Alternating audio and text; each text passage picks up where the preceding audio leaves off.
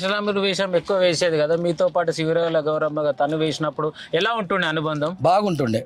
ఎందుకంటానంటే ఆమె ఎట్లా పోతుంది, నేను ఎట్లా పోతాను, మా ఇద్దరికి ఒక సోపతి లేక నేనేమంటే ఆమె ఏమంటది. ఆ విధంగా ఆ కలయికను అనేది ఆ వేషానికి పాత్రకు పోషించి జీవించేది. ఆ విధంగా ఒలపోసేది. చివరిగా మల్లారితో చేసినటువంటి పండుగ ఏది అంటే ఏం చెప్తారు? చివరిగా అంటే పోయిన సంవత్సరము 5వ నెల లోపల బాలపురం పండుగ చేసినాము, మళ్ళా ఈ మల్కీజ్గూడెం చేసినాము, బనంగిపేట చేసినాము, ఇవన్నీ చేసినాము. లాస్ట్ పండుగ ఒకటి మాకేముండే మల్కీజ్గూడ తమ్మలూరుగూడెం ఉండే. ఇక మల్కీజ్గూడ పండుగ చేస్తుంటేనే ఆమె సుస్తయింది. సుస్తయిగా హాస్పిటల్ చుట్టూ అక్కడిక్కడ తిరిగింది. ఇక మల్కీజ్గూడెం పండుగకి వెళ్ళొచ్చి మేము చూడడం గట్రా జరిగింది. కాకపోతే కొద్దిగా మంచిగా ఉండి తిరుగునుండే. ఇక లాస్ట్ మొత్తం మీద పండుగ అంటానంటే బాలపురం పండుగకి అడిగే లాస్ట్ ఆమె.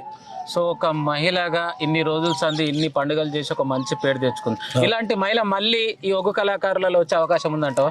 ఇక ఇప్పటి వరకు ఈ యొక్క జనరేషన్ ఈ యొక్క అవకాశాన్ని బట్టే రాలేదు. ఎందుకంటానంటే ఇవాళ రేపు ఏముందంటే పిల్ల పెరిగి పెద్దగా వయసు ఎట్లా పెట్టాలనే ఆలోచన ప్రతి తండ్రికి ఉంటుంది.